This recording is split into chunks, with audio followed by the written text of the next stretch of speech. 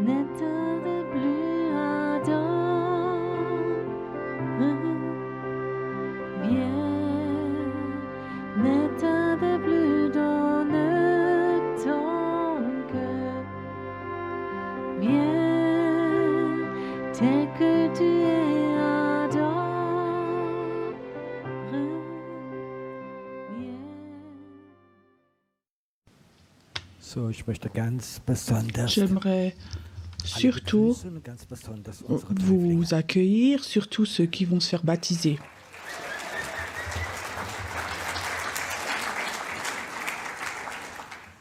Ich weiß nicht, ob das Je ne sais pas pourquoi, mais an der Taufe gelegt hat, aber ich habe gemerkt, si dass c'est à cause du baptême, mais j'ai remarqué ce soir, quand je suis allé au buffet, combien de gens rayonnants étaient là. Je pensais que c'était à cause de moi. Non, c'est à cause des baptêmes qu'il va y avoir.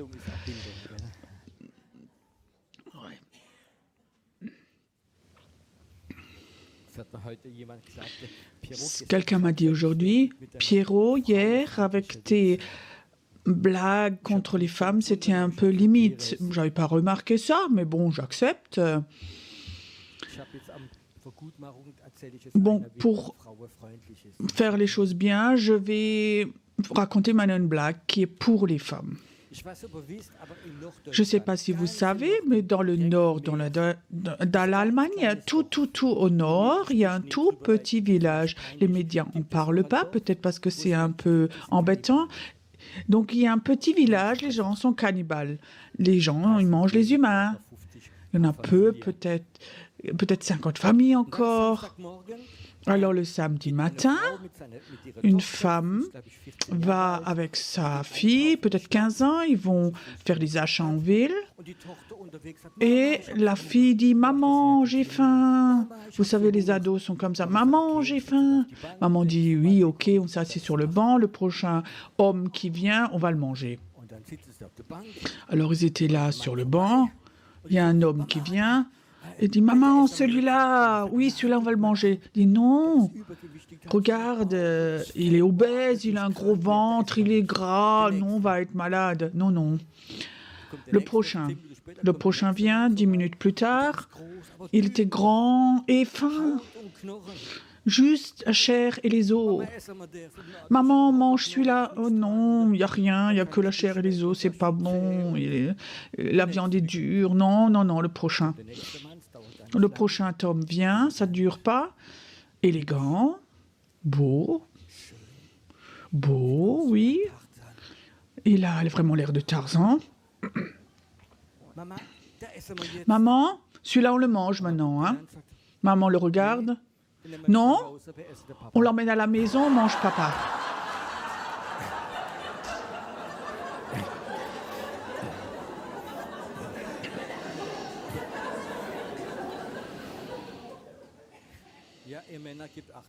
Oui, vous les hommes, faites attention. Parfois les femmes sont un peu pratiques. J'ai de nouveau tout arrangé maintenant, c'est bien. J'ai une fois raconté cette blague dans une église en France. Il y avait une dame âgée devant qui disait à sa voisine « Les Allemands sont toujours encore comme ça ?»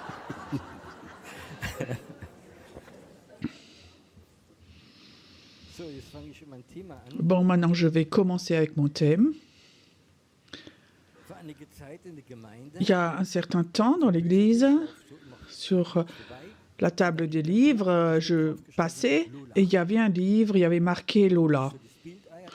Je regardais l'image, oui, ça pourrait être Maria Priane. Vous savez quelle était ma pensée? C'est un mot africain, Lola. Oui, en Afrique, on dit Lola, comme Loli Lola. 2-3 ans après, je croyais toujours que c'était un mot africain, Lola, jusqu'à ce que dans une prédication de Maria Priam, disait Lola veut dire, loslassen veut dire lâcher prise. Ça, c'est les étrangers. Et ce matin, le Seigneur a commencé à me parler sur ce mot et il m'a expliqué certaines choses. Et j'aimerais vous dire encore quelque chose. Ne pensez pas quand un orateur prêche quelque chose que lui a réussi. Il y a des gens, quand ils prêchent, quand ils entendent les prédicateurs, oh oui, lui, il est ouin. Moi, je vais jamais arriver à faire ça. Tu sais, quand quelqu'un prêche quelque chose, ça ne veut pas dire que lui réussit. Ce lâcher prise, que nous devons lâcher prise. Lâcher prise, c'est pour moi, personnellement, quelqu'un qui ne sait pas se battre, il lâche. Et moi, j'ai été née en tant que arme de guerre ou arme battant ou battant. Je vous explique pourquoi. Ma maman, à ma naissance, elle avait un accouchement très, très difficile et j'étais restée coincée dans son bassin. Et maman me raconte ça chaque année. À mon anniversaire, elle me racontait ça pendant qu'elle vivait. Pas seulement à moi, mais à toute la famille. Je ne pouvais plus entendre ça. Mais on n'a que anniversaire une fois l'an dans l'année, alors ça va. Mais après, elle raconte toujours encore. T'arrivais pas à sortir, j'avais des douleurs terribles. Et dans la salle d'accouchement, je criais tellement. Laissez-moi mourir, je veux mourir, laissez-moi mourir, parce que cet enfant ne passait pas. Et tu sais, ça, c'était mon premier combat contre l'esprit de mort. Cet appel, c'était rien d'autre que l'esprit de mort. Et ça, c'était mon premier combat contre la vie et la mort, entre sortir ou pas sortir. Et je suis née dans une famille chrétienne. Et mon problème principal était, jusqu'à 14 ans, à l'école élémentaire, j'étais toujours le plus petit de l'école. Donc, j'ai grandi plus vite par après, mais j'étais toujours le plus petit de la classe. Et maintenant, tu peux imaginer, en tant que garçon, quand tu es le plus petit, ce que ça signifie. Et tu sais, j'acceptais pas que si j'étais petit, que les autres ont quelque chose à me dire. Et je peux te dire, moi, j'ai développé en moi. En tant qu'enfant, je me suis tellement combattue. Quand un était plus grand, plus fort, je m'en foutais. Ça m'était égal. J'étais comme un bulldog. Et je sais encore, ma famille, qui était imprégnée chrétiennement, surtout mon papa, et quand les voisins venaient sonner chez nous, ils voulaient parler avec mon papa. Comme moi, j'avais en fait tapé leur enfant. Mon papa n'était pas fier de ça, mais c'était le fait. C'était se survivre. Soit je suis une victime, et ça, c'était pas en moi. Ou alors, il faut combattre pour prouver que tu es quelque chose. Et c'était toujours quelque chose en moi, comme ça, de me battre. Et pendant des années, comme ça, tu es un battant, et après, lâcher. Ça va pas ensemble. J'avais un frère, il avait 7 ans de plus que moi. Je sais encore, j'avais peut-être 10 ans. Et j'étais chez nous en haut de l'escalier, au premier étage. Et ma maman était en bas avec la famille. Alors j'entendais comme il parlait. Et en tant qu'enfant, j'allais toujours sur l'escalier. Le soir, quand je devais être au lit, j'aimais écouter ce que les grands racontent. Alors ma maman disait à ma tante, oui, l'aîné, oui, celui-là, il va étudier. Mais pour le prochain, l'argent ne suffit pas, il ne peut pas. Et le prochain, c'était moi. Et j'étais là, assis sur l'escalier, et je savais, oui, ok, j'ai aucune chance dans la vie, mes parents n'ont pas d'argent. Aujourd'hui, je me rappelle encore, j'étais assise sur ces marches, et j'avais décidé, je ne vais pas étudier, mais je vais avoir plus de succès que mon frère, je vais tous leur montrer. Et ça, c'est ma vie. Et tu sais, effectivement, mon frère est devenu prof, et il est resté là. Et moi, des années plus tard, j'étais homme d'affaires avec plusieurs entreprises et j'avais réussi. J'allais avoir du succès. Donc cette frustration de ne pas étudier, mais j'ai dépassé ceux qui ont étudié. Je voulais leur montrer. J'avais dans mon entreprise, j'avais des gens qui étaient embauchés, qui avaient étudié, et doucement, je commençais à aller mieux. Mais dans le milieu des affaires, il y avait toujours ce battant qui, moi, et si quelqu'un me grugeait, je rendais ça 10 fois. Ce combattant était en moi. J'avais beaucoup de succès, j'avais beaucoup d'entreprises, j'avais une équipe de foot dont j'étais sponsor, j'avais une villa de vacances et plein de choses. Et si Dieu, à ce moment, était venu, à ce moment, me faire une proposition, j'ai dit, ça ne m'intéresse pas, mais on va parler de ça quand je serai vieux. Je ne voulais pas lâcher prise, c'est ce que moi, j'avais construit. Et tout d'un coup, ça allait très vite de travers, tout ça. Je vais écourter. Donc j'étais chez l'avocat. Il me disait, Monsieur Fay, ça devient dangereux pour vous. Il y a le juge qui a déjà parlé. Il y a un risque que vous allez en prison. Évadez-vous, allez à l'étranger. Là-bas, on ne va pas vous toucher pour tout ça à l'étranger. Donc, il fallait que je décide entre les îles Canaries et l'Allemagne. Donc, je suis allée en Allemagne. Donc, j'ai recommencé les affaires en Allemagne, là. Et j'avais un peu mis tout ça de côté.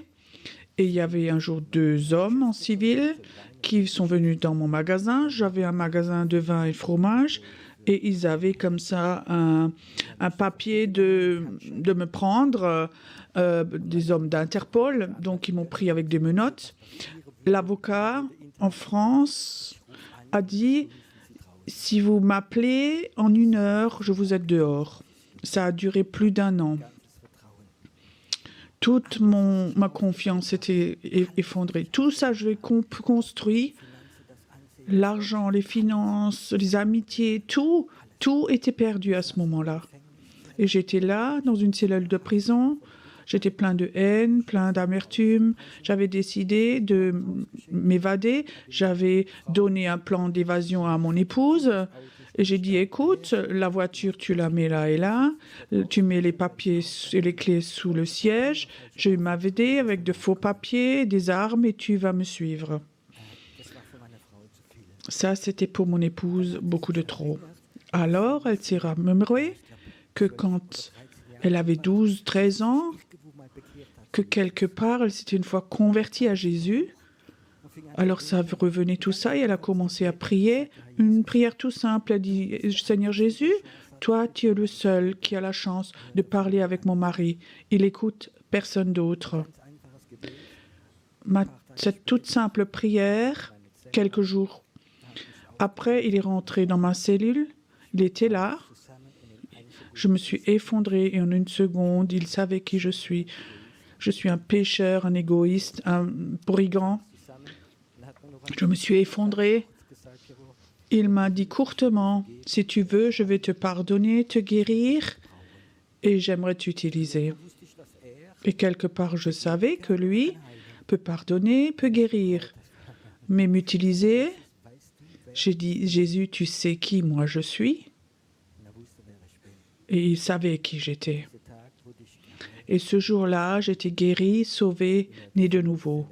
Dans une cellule de prison, j'avais la vie éternelle, Jésus, la paix, et tout le reste, j'avais perdu. Tu sais, à ce moment où tu as tout perdu, c'est tellement facile de lâcher prise.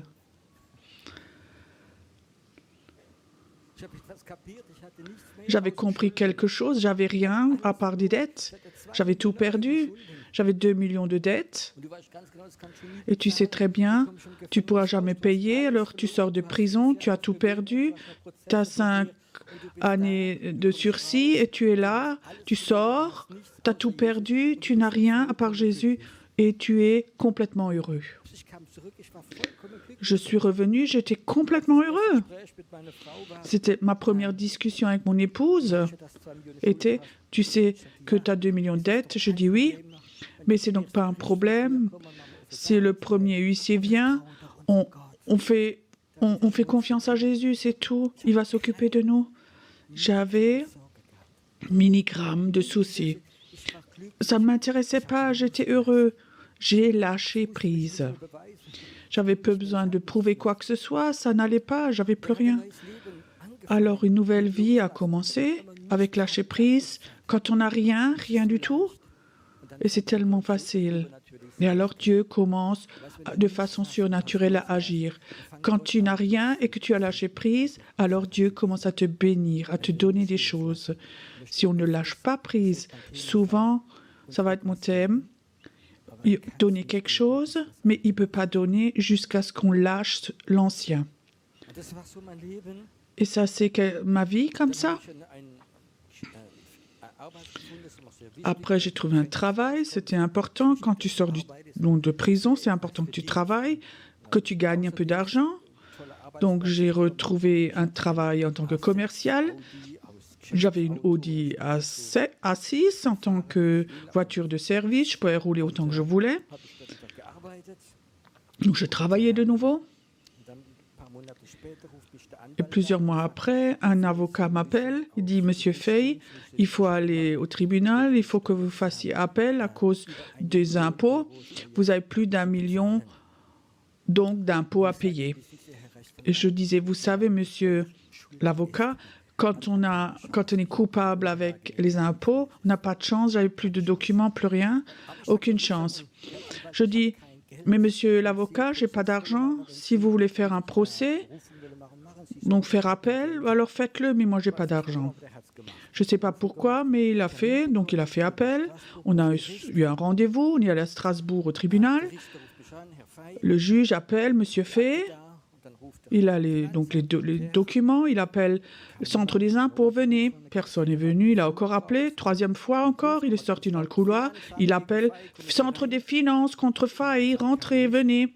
Il ne venait pas, il est rentré, et le juge, il était colérique, je sentais qu'il devient coléreux, et il dit, si le centre des finances n'est pas capable de venir au rendez-vous, alors je vous libérerai. Tout est libre, il a tout rayé, j'avais plus de dettes.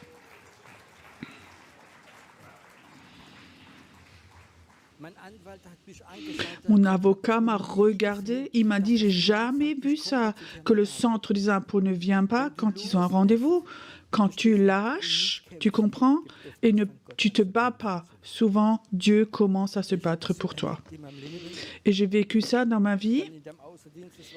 Aussi dans ce job en tant que commercial, j'ai commencé à parler à tous mes clients de Jésus. Quand ils étaient malades, j'ai imposé les mains, prié, à prophétiser, et j'ai vu des miracles et des miracles. Peut-être ceux qui ont lu le livre Miracle au pluriel, la moitié se sont passés dans ce temps-là, ce temps merveilleux. J'avais plus rien à part des dettes et Jésus. Et c'était pour moi un temps merveilleux. Et après ce temps qui venait où Dieu a dit, lâche prise ton job, j'aimerais t'utiliser autrement. J'avais déjà commencé une petite église, donc tu sors, c'est super, de la prison. Et après Dieu dit, fonde une église. Tu n'as pas fait d'école biblique, tu n'as aucune notion. Tu vas voir un pasteur comme ça? Tu veux commencer avec lui? Donc j'ai été sage, j'ai raconté ça à personne. Donc on n'était que 5 personnes, mais tous venaient, les gens venaient de partout. Quand tu lâches prise, Dieu commence à agir. Je rentre à la maison, mon épouse dit, et je dis à mon épouse, le Seigneur a dit, je dois lâcher mon travail. J'avais pas d'argent, donc après, mon épouse a dit, si Dieu a dit, fais-le. Donc, je suis allée dans l'entreprise, j'ai démissionné, j'ai donné la clé de ma voiture. Le jour d'après, ça sonne à la porte. Il y a un couple qui vient, qu'on connaissait de l'église. Ils disent, personne ne savait. Ce matin, on a prié et Dieu a dit, il faut qu'on t'offre notre voiture. Donc, la voiture, les clés, les papiers, tout était là. On ne sait pas pourquoi. Et j'ai dit, bon, je sais pourquoi. Quand tu lâches, Dieu agit. Et Dieu a commencé à agir. Je peux te raconter beaucoup. La première année, on avait 80 baptêmes. Ils venaient de partout. De 5 personnes à 80, ils venaient de partout. Et Dieu a commencé de façon surnaturelle à agir. Mais après, il y a ce temps de nouveau où tu construis quelque chose, où tu fais quelque chose. Donc, j'ai fait l'église, j'avais des dons, un ministère, j'ai construit. Et après, la pensée vient, tu as fait quelque chose, bien sûr, avec Dieu. Dieu et moi, nous avons fait quelque chose. Vous connaissez ça? Dieu et moi, on a fait quelque chose. Et alors, ça commence de nouveau. toi, tu as fait quelque chose, réalisé quelque chose avec Dieu. Et ce moment où tu as ces pensées, tu as construit quelque chose, tu reprends de nouveau quelque chose en toi. Et si tu as fait quelque chose, alors c'est difficile de nouveau de lâcher. Tu as donc fait quelque chose, tu aimes ça. Je peux te comprendre.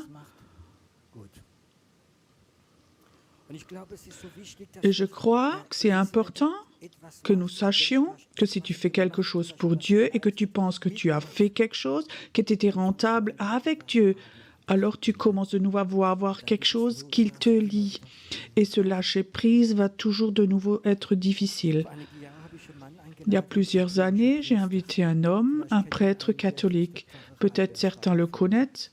C'est le pasteur Albert Frank de Luxembourg, l'homme le plus humble homme de Dieu que je connaisse. On l'a invité, et ça c'était un prêtre catholique qui souvent le samedi soir était allait donc dans le milieu des prostituées, et le samedi soir il distribuait des roses rouges aux prostituées. Il disait ça c'est l'amour de Jésus pour toi, et elle disait que au moment où il donnait cette rose, ces femmes s'effondraient et elles se convertissaient. Ça, c'était ce travail et il avait vraiment ça à cœur. Et il a appris ce lâcher-prise. Et il me racontait, tu sais, j'avais un 2 pièces, plusieurs années. J'avais presque tout, sauf un frigo. Alors, après 2 ans, il a reçu un frigo d'occasion. J'étais tellement content d'en avoir un. Tu sais, tu peux que l'estimer quand tu n'en avais pas plusieurs années. Alors tu sais, j'avais tellement heureux, j'avais un frigo. Même le week-end, je pouvais faire des courses pour que j'ai quelque chose à manger le week-end. Et peut-être, j'avais peut-être 3-4 semaines. Et ça sonne à la porte. Et il y avait une jeune famille avec 3 petits-enfants. Ils rentrent, ils disent... Monsieur le pasteur, monsieur le prêtre, on va tellement mal, on n'a même pas d'argent pour avoir un frigo et pour nos enfants. Et il disait, mais c'est donc pas grave, prenez le mien, avec tout ce qui est à l'intérieur. Ils sont allés, ils se sont réjouis, ils ont pris le frigo, mais avec tout ce qui était dedans aussi. Et après, il était de nouveau assis dans son appart, il n'avait plus rien à manger, il n'y avait plus de frigo. Moi, je me suis éprouvée. Moi, je ne lui aurais pas donné le frigo. Tu sais, si j'attends tellement longtemps, moi, j'aurais d'autres idées. Je leur dis, je prie pour vous, pour que Dieu vous offre quelque chose, qu'il vous donne la foi, que vous ayez un séminaire chez Daniel, que vous ayez la foi. Mais lui m'a dit, c'est pas un problème. Alors j'étais là dans la cuisine, j'avais plus rien. Le jour d'après, un couple a téléphoné, ils ne savent pas pourquoi, ils disent on t'offre un frigo. Il était plus grand, il y avait tout dedans. Et j'avais compris quelque chose. Lâcher prise fait que Dieu peut te donner quelque chose. Lâcher prise. Et maintenant cette question, qu'est-ce qui nous empêche de lâcher?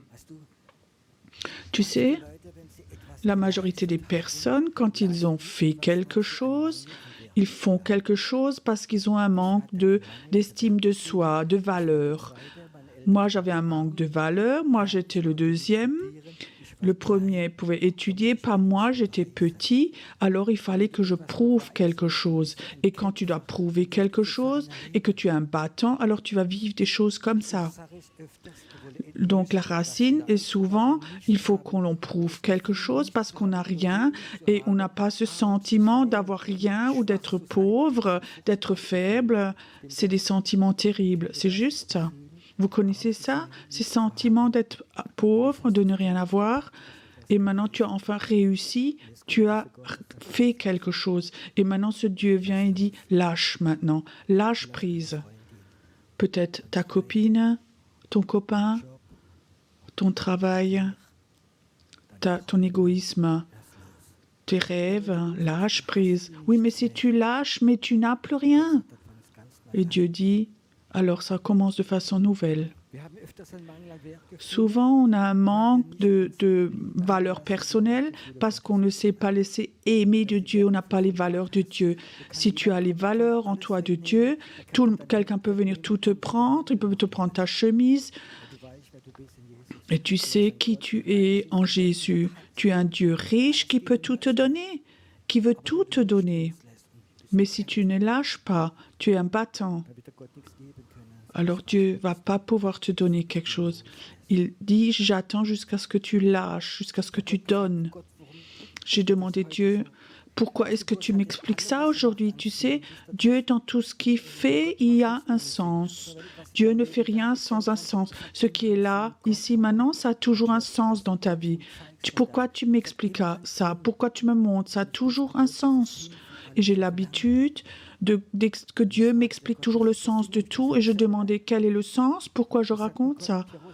Il dit, Pierrot, il y a un temps qui va venir. On va direction réveil, où je vais, beaucoup de mes enfants, j'aimerais leur donner quelque chose d'extraordinaire, où j'aimerais les utiliser, mais je ne peux pas leur donner parce qu'ils ne sont pas prêts à lâcher, parce qu'ils retiennent quelque chose.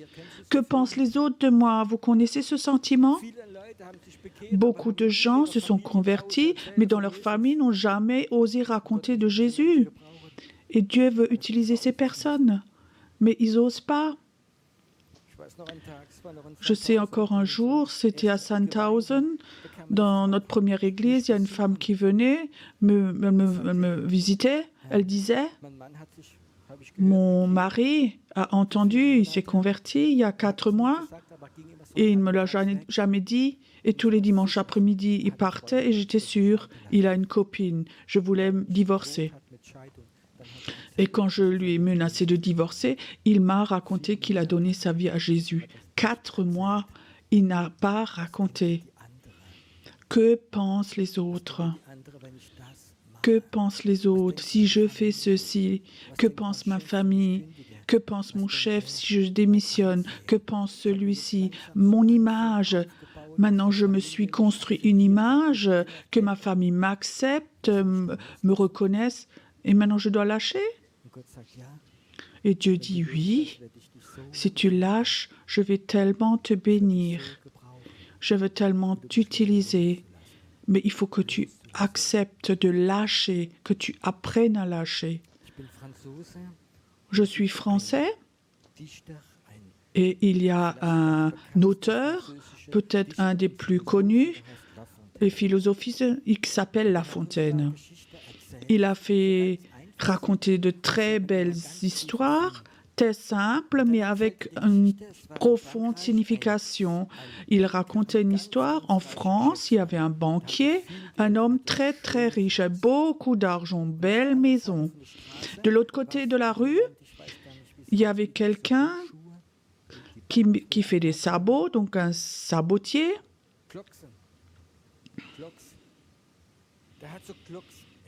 Donc, il fabriquait des sabots en bois.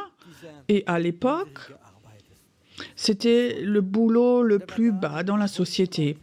Donc, il faisait ses sabots, cet homme, et ça suffisait juste ce qu'il gagnait pour vivre.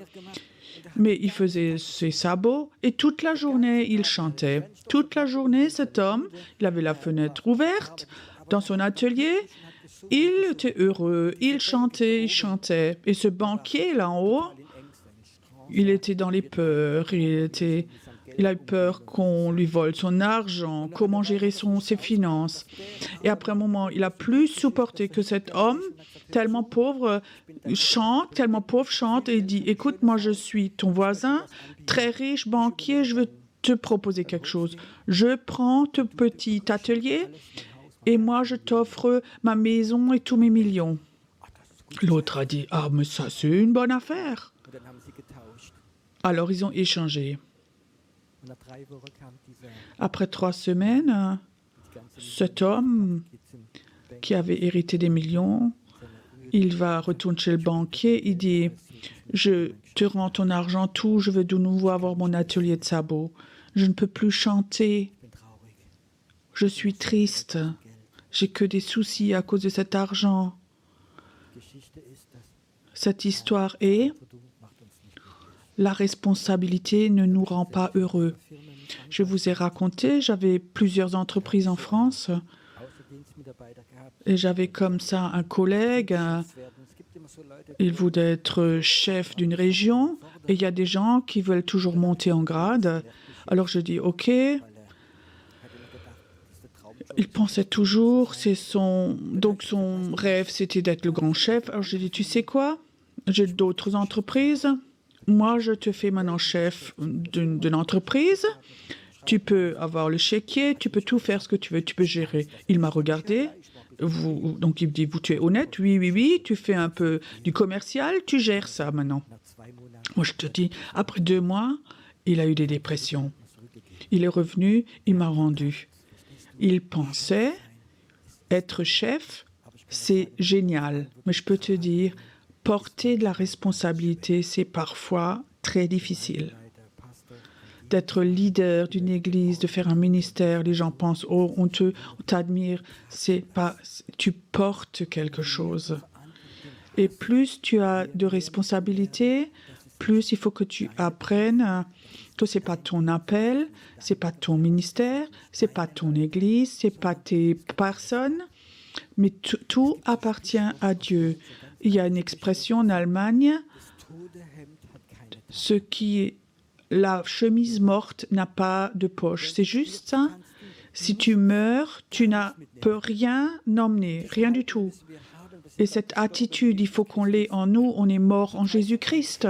Ça veut dire un chrétien peut être béni, il peut être aisé, mais tout ne lui appartient pas. Tout appartient à Dieu. Et si tu as compris cela, je te dis, même pas mes enfants m'appartiennent. Même eux, il faut que je les lâche. Tu comprends? Je les ai éduqués, ils sont prêtés de Dieu, je les aime, mais je vais les lâcher. Ce ne sont pas mes enfants, ils appartiennent à Dieu. Tu sais, un jour, si tes enfants sont très malades, moi je l'ai vécu, quand ils sont vont mourir, tu sais si tu les as donnés ou pas. Si nous apprenions ce lâcher prise, tout appartient à Dieu, rien ne m'appartient. Et parfois on se pose la question, il y a 30 ans, quand j'avais trouvé Jésus ou quand lui m'a trouvé, j'étais prêt à tout lâcher à ce moment-là. Alors souvent je me pose la question, Seigneur, si aujourd'hui maintenant tu dis, donne-moi ta maison, ta voiture, ta petite rente, même si c'est tout petit, donne-moi tout et recommence quelque part en Afrique ou là ou là. Est-ce que je suis encore prêt à aller? Sans rien, dans la main, en Afrique, en Asie, en Russie, à aller? Ça, c'est la question que je me pose souvent. Est-ce que je suis toujours encore prêt à tout lâcher? De tout lâcher? Mon ministère, ma reconnaissance, mon onction, tout, à part Jésus. Et je crois que Dieu a besoin de personnes qui sont prêtes à chaque moment de leur vie à lâcher prise. Je crois que le temps va venir, et c'est très proche, entre les gens chrétiens qui veulent être bénis et qu'eux veulent aller mieux, ils attendent que Jésus revienne, ils reçoivent de belles prédications, et les autres qui disent « Seigneur, si toi tu as besoin de moi, je suis prêt à tout donner, je suis prêt à tout lâcher, tout. Ma vie t'appartient, tout ce que m'appartient t'appartient à toi, se lâcher prise. » Et je crois que c'est ce temps va venir où Dieu appelle des personnes comme ça. Et il va leur donner des choses extraordinaires à eux.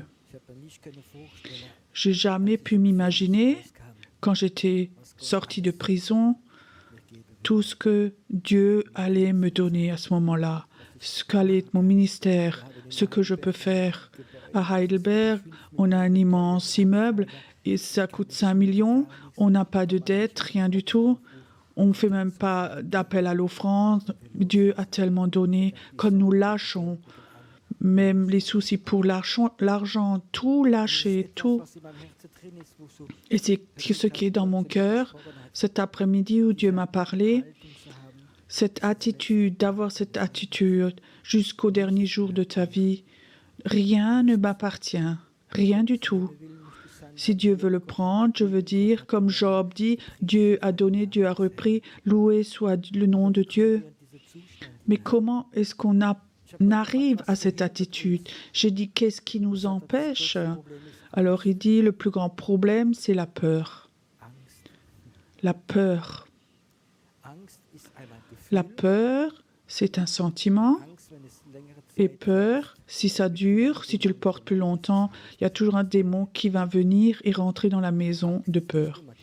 La peur, c'est pas toujours démoniaque. L'esprit ne le donne. Il peut nous donner un sentiment. Mais si on a ces sentiments plus longtemps, c'est comme si on construisait une maison où les puissances démoniaques de peur peuvent rentrer dedans. Beaucoup de chrétiens sont nés de nouveau et ils souffrent de peur. Et beaucoup ont aussi un esprit de peur. Je sais, beaucoup de chrétiens disent « Non, je suis né de nouveau, non, je suis complètement libre ». Je ne crois pas qu'une personne peut me dire « Je suis complètement libre ». Parce que ça va tellement vite parfois. Le matin, tu peux te doucher, 2 heures après, tu as de nouveau plein de sueur. C'est juste. Spirituellement, ça peut aussi être comme ça. Quel est l'antidote contre la peur? La Bible dit « L'amour parfait chasse toute peur ». C'est juste ça? Et je crois que la chose la plus importante, que tous les jours, nous nous laissions aimer de Dieu. L'amour de Dieu fait que les gens se transforment, se tournent vers lui. Si la peur vient, il faut que tu aies de la sécurité. C'est à toi, tu l'as construit, c'est à toi, ça donne de la sécurité. L'esprit de peur est là derrière. Alors je sais très bien, Pierrot, les derniers temps, tu n'as pas eu de temps de te laisser aimer de Jésus. Parce que si tu te laisses pas aimer, tu ne peux pas lâcher. Si tu sais, tu es complètement aimé de quelqu'un, alors tu peux commencer une autre relation complètement autrement. Si tu sais, tu es complètement aimé de Dieu pour ce que tu es, mais pas ce que tu fais, tu es complètement aimé de Dieu, tu es enfant de Dieu, tu es merveilleux à ses yeux, tu sais ça, tu te laisses aimer, tu t'aimes toi-même, alors tu peux lâcher prise. Mais si cette peur est dans ta tête, tu n'as pas assez à manger, tu n'as pas assez ci, il faut que tu aies de la sécurité, que pensent les autres de toi, alors tu vas toujours être sous ce joug. Est-ce que tu peux croire que Dieu a quelque chose pour toi qui est plus grand que ton intelligence et tes pensées? Est-ce que tu crois que le réveil va venir? Et que le plus petit d'entre nous, celui qui est peut-être le plus gros loser, peut être le plus grand quand Dieu le touche. Mais il faut qu'il soit prêt à lâcher prise, à lâcher.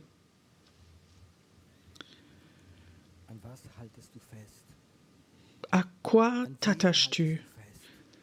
À qui t'attaches-tu? Tu t'es déjà posé la question? Ce soir, tu peux te poser la question toi-même et le Saint-Esprit veut te donner une réponse. N'attends pas qu'un ange vienne ou que des prophètes viennent, mais en toi, tout au fond de ton cœur, tu sais ce qui te retient pour lâcher. Ce sont tes enfants, ce sont tes soucis, tes peurs, c'est une personne. Lâcher. Je connais tellement de chrétiens qui disent « J'aimerais tellement aller au séminaire, je sais, je serais béni, j'aimerais tellement venir au séminaire, mais je ne peux pas, j'ai un chien. »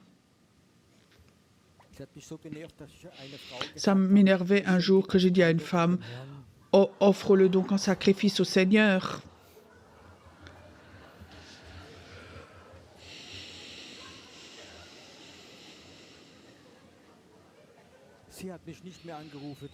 Elle m'a plus appelé pendant un certain temps.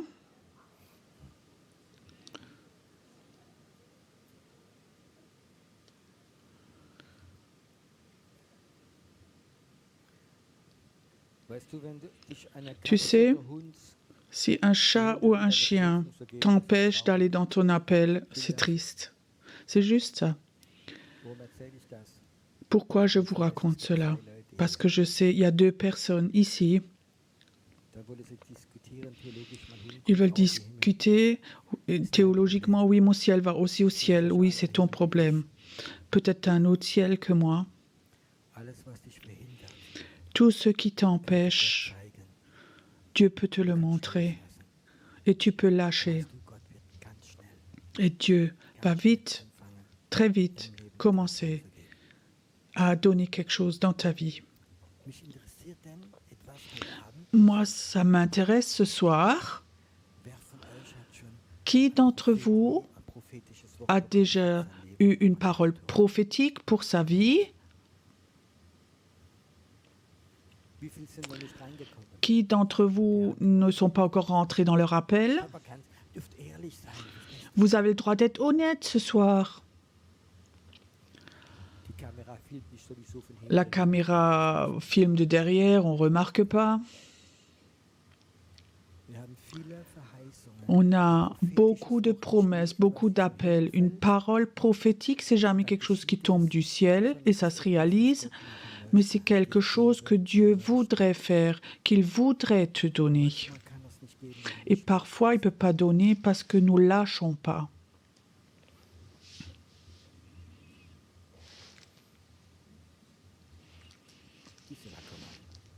Gisela, viens voir. Ça t'appartient? Je suis Dieu, je veux te donner une voiture. Je dis, Gisela, je veux t'offrir une voiture, mais il faut que tu me donnes cette chose.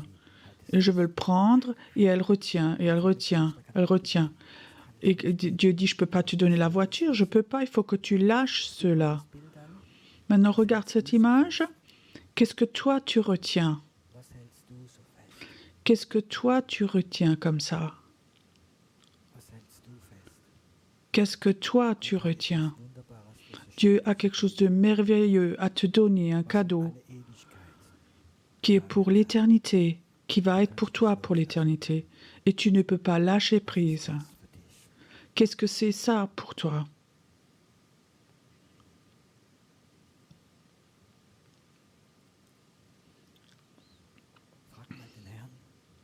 Demande voir le Seigneur. Qu'est-ce qui te fait peur de lâcher?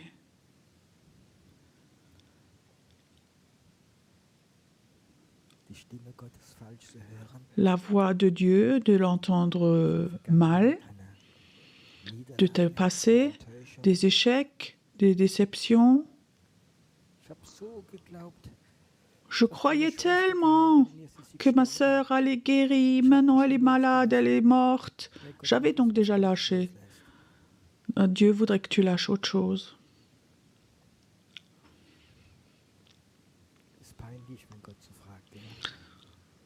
Ça met mal à l'aise quand Dieu demande, hein, ou c'est bon.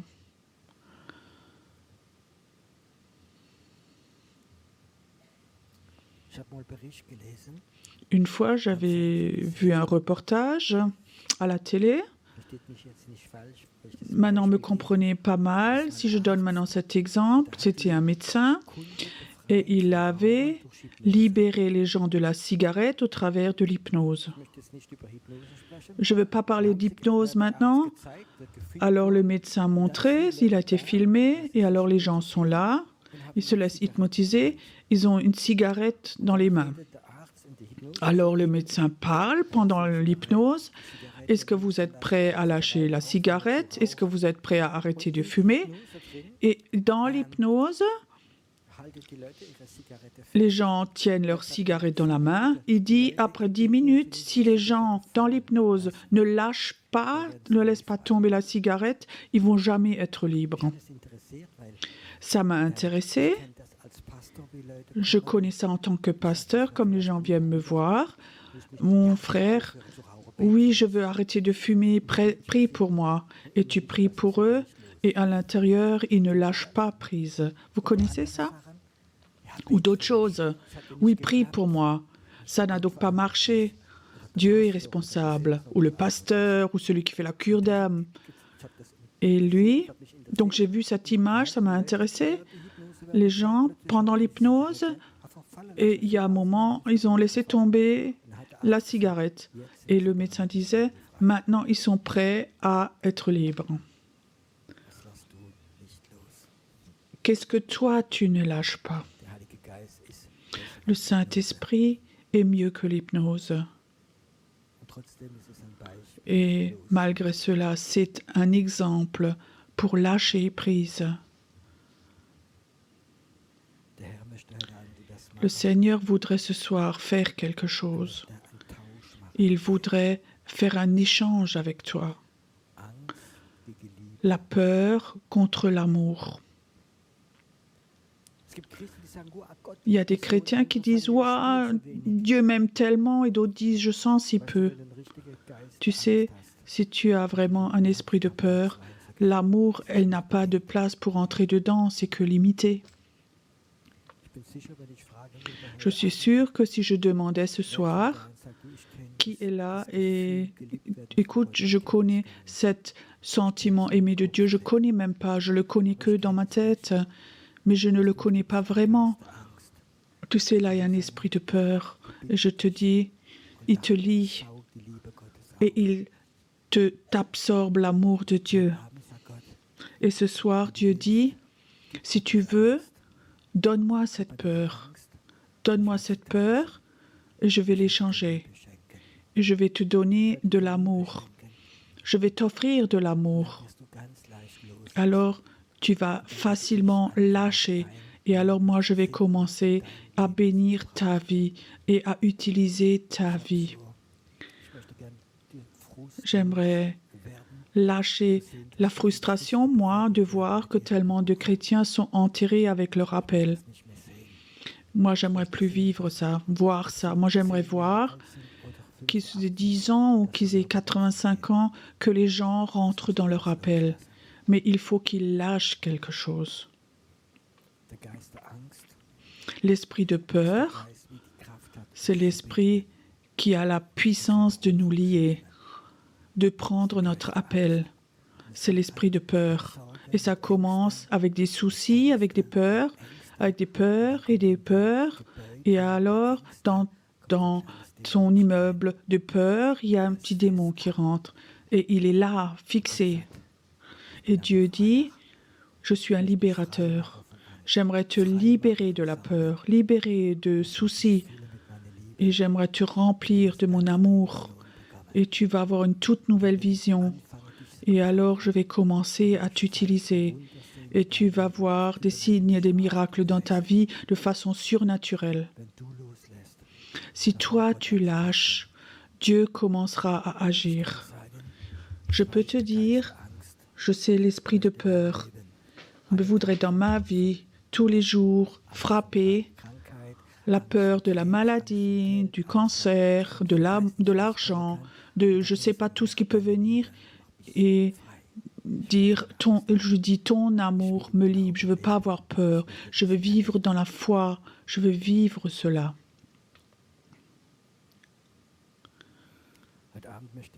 Ce soir, j'aimerais, tu n'as pas besoin d'avoir honte, tu es devant Dieu. Si tu es là ce soir, écoute, j'ai un problème. Je sais ce que c'est, ces peurs. Peut-être je n'en raconte pas à personne. Je sais ce que c'est de ne pas sentir cet amour de Dieu. Je sais ce que c'est d'avoir ce sentiment, tous se réjouissent. Je sais Dieu m'aime, mais moi je sens presque rien. J'aimerais prier pour toi. J'aimerais prier pour toi que tu sois libre ce soir, que cet esprit de peur te quitte. Et que enfin de nouveau, que tu puisses de nouveau sentir cet amour, que tu puisses lâcher prise, que ton appel soit libéré. Écoute, si tu sais ce soir maintenant que Dieu voudrait te libérer de cette peur des humains, ce que pensent les autres, alors lève-toi simplement. J'aimerais prier que Dieu, le libérateur, ce soir est là, que ce Dieu ce soir est là, ce soir, Que ce Dieu, ce libérateur, celui qui souhaite tellement de libérer ses enfants, ce Dieu qui souhaite tellement ses cadeaux, ses bénédictions, de les libérer. Ce Dieu a beaucoup plus que tu peux imaginer dans ta tête, dans tes pensées. Ce Dieu, il est là ce soir. Mais voir tes deux mains sur ton cœur maintenant. Je vois, là, il y a quelque chose qui est dedans. Ça a commencé dans les pensées, dans les soucis. C'est comme un cancer. Et au nom de Jésus, ce soir, je vais détruire cela. Et au nom de Jésus, je brise la pouvoir de la peur. Peur, je parle ce soir à toi. Tu vas maintenant quitter ces enfants de Dieu. Peur, maintenant tu vas les quitter. Tu vas sortir de leurs pensées, de leurs sentiments, de leur esprit. Au nom de Jésus, tu les quittes maintenant. Tu vas les quitter, tu vas les sortir. Et toi qui as amené la mort dans leurs sentiments, cette mort te quitte. Elle te quitte maintenant. Toute envie de t'enfuir maintenant te quitte maintenant. Tu es ici devant Dieu au nom de Jésus. Et celui qui te dit maintenant tu dois sortir, je dis au nom de Jésus, tu restes là et tu reçois maintenant que les chaînes sont brisées. Que les chaînes sont brisées. Que les chaînes sont brisées. Que les chaînes sont brisées. Ces chaînes, ces malédictions sont brisées maintenant au nom de Jésus. Esprit de peur, maintenant tu sors, tu les quittes maintenant. Aussi dans la colonne vertébrale, ces douleurs de dos, tu sors au nom de Jésus maintenant. Esprit de peur, tu les quittes maintenant. Tu sors partout, tu sors jusqu'au dernier petit coin, tu sors au nom de Jésus par quelqu'un dans les pieds, tu les quittes maintenant. Toi qui es toujours paralysé, ça te quitte maintenant. Je dis peur, maintenant tu sors complètement, tu sors complètement et cet esprit prophétique peut venir. Cet esprit prophétique peut venir. Cet esprit peut venir. Cette peur va s'en aller et un esprit prophétique va venir sur toi. Il te touche.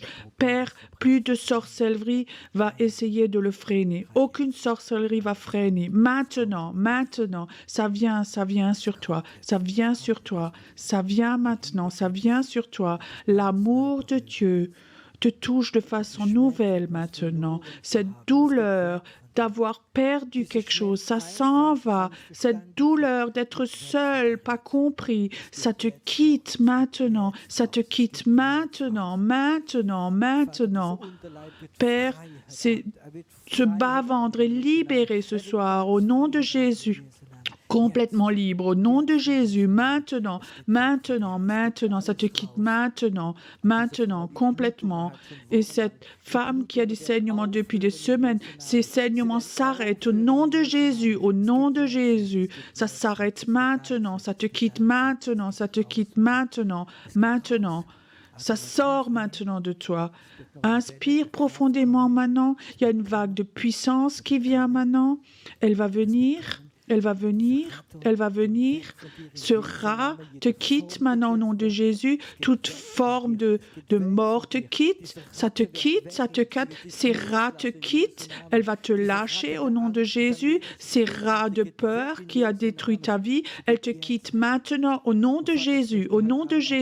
Père, ce soir, j'aimerais aussi menacer la peur du cancer.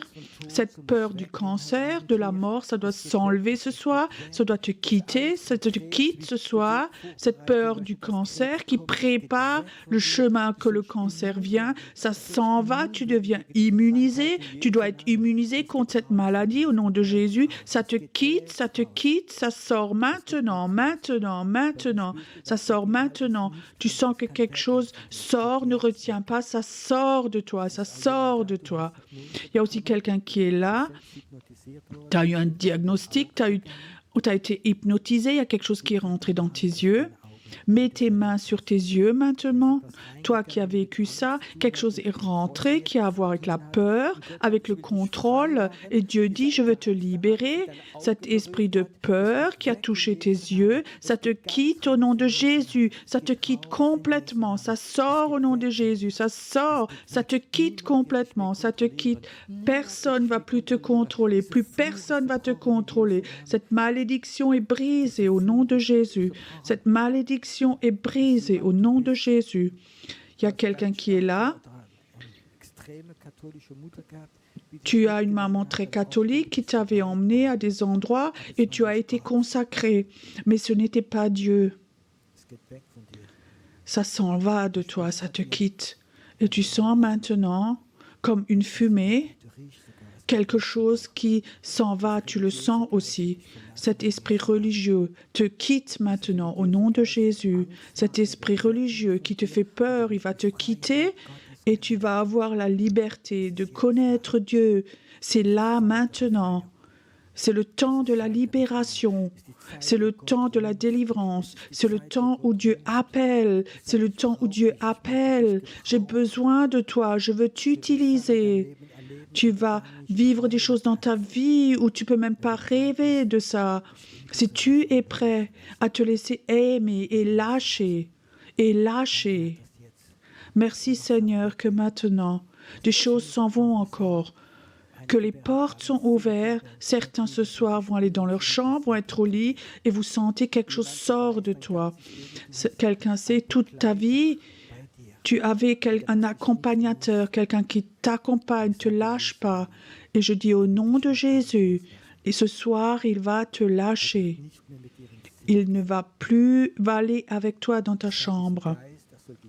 Moi, je dis à cet esprit, il doit te lâcher au nom de Jésus. C'est fini maintenant. Merci Seigneur. J'aimerais qu'on ait un temps encore où on adore Dieu. Et j'aimerais que les gens ce soir qui ont senti maintenant quelque chose les a quittés, c'est comme un esprit impur qui t'a quitté, venez devant. J'aimerais qu'on vous bénisse et qu'on peut fermer les portes à clé. Certains de notre collaborateurs vont venir devant et vont te bénir pour que plus rien ne revienne, plus rien ne rentre, que les portes soient fermées. Au nom de Jésus, est-ce que les collaborateurs peuvent venir devant? Venez simplement devant.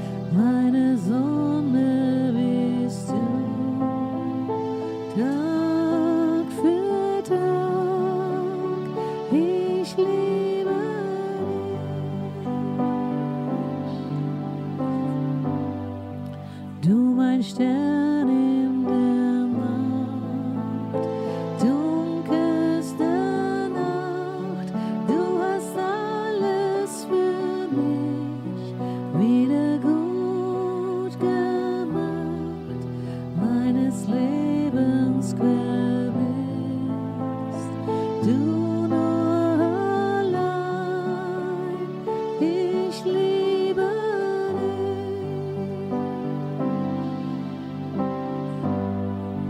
Du mein Stern in der Nacht, dunkelste Nacht, du hast alles für mich wieder gut gemacht, meines Lebens Quell bist du nur allein, ich liebe dich.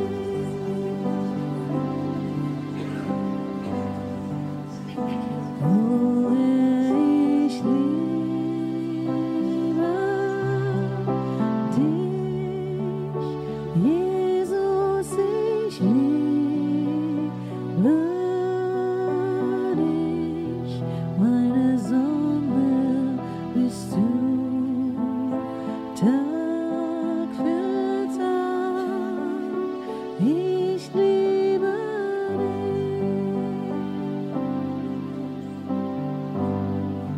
Du mein Stern in der Nacht, dunkelste Nacht, du hast alles für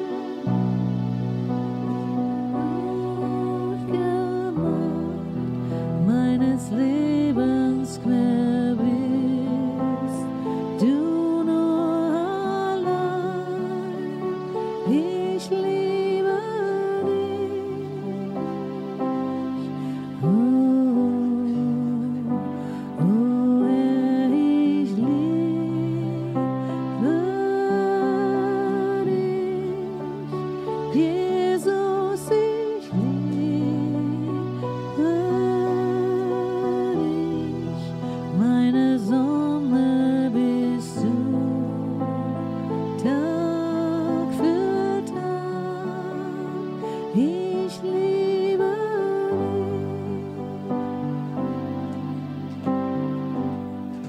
Du mein Stern in der Nacht, dunkelste Nacht, du hast alles für mich wieder gut gemacht, meines Lebens Quell bist du nur allein, ich liebe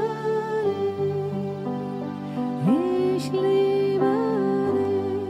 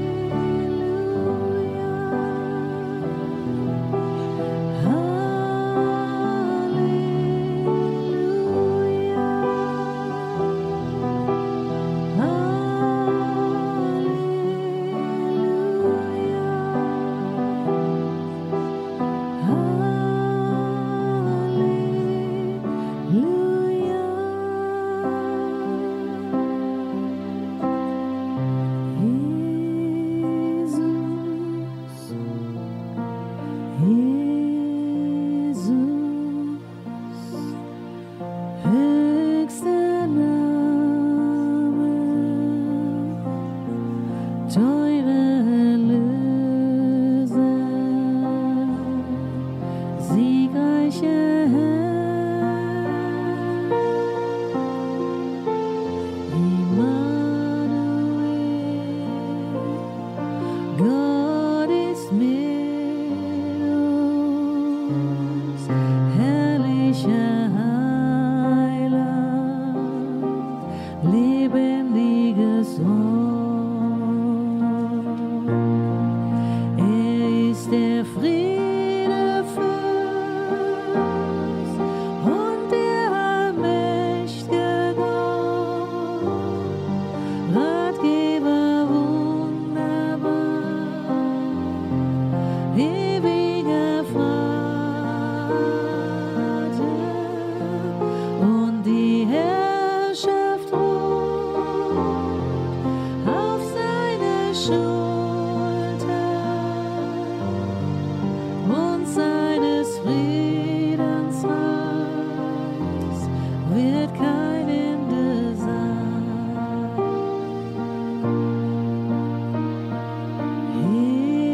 Jesus, höchster Name, teure Erlöser,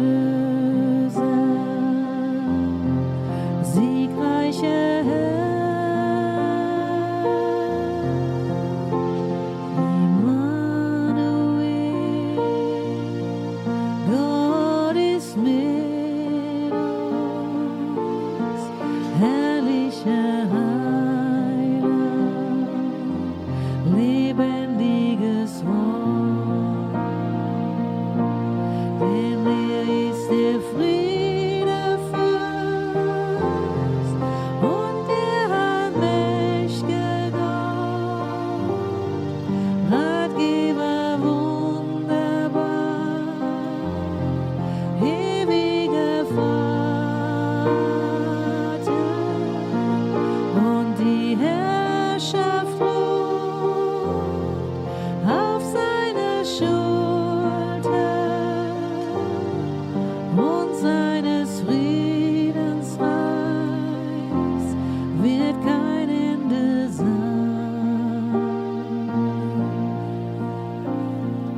Jesus, höchster Name, teurer Erlöser,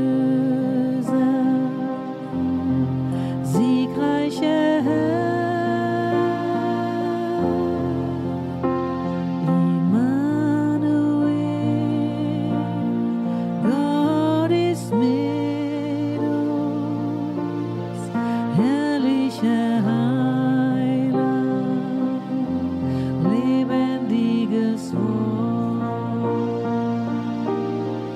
Er ist der Friedefürst und der allmächtige Gott, Ratgeber wunderbar, ewiger Vater, und die Herrschaft ruht auf seiner Schulter, und seines Friedens Reich wird kein Ende sein. Nur er ist der Friedefürst und der allmächtige Gott, Ratgeber wunderbar, ewiger Vater, und die Herrschaft ruht auf seiner Schulter, und seines Friedens Reich wird kein Ende sein. Und seines Friedens Reich wird kein Ende sein. Und seines Friedens Reich wird kein Ende sein. Immanuel,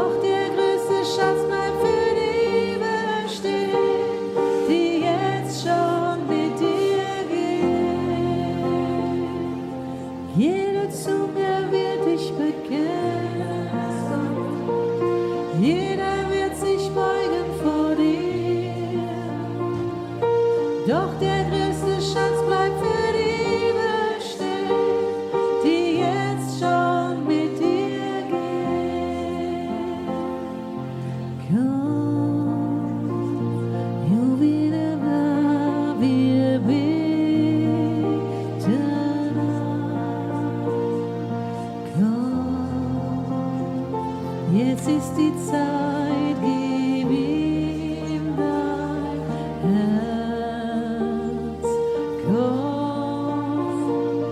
So wie du bist und bitte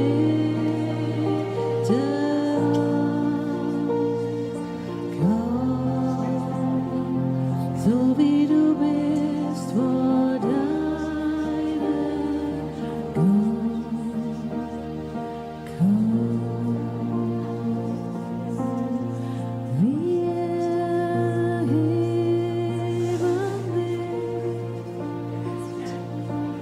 wir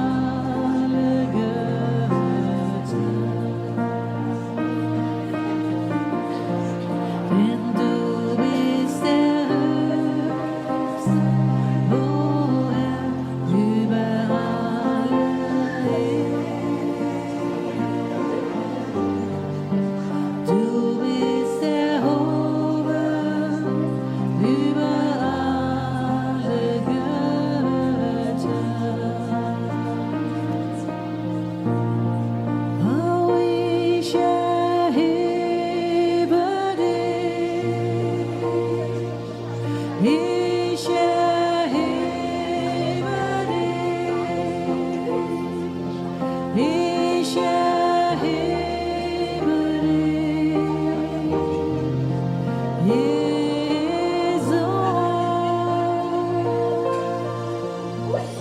dich, wir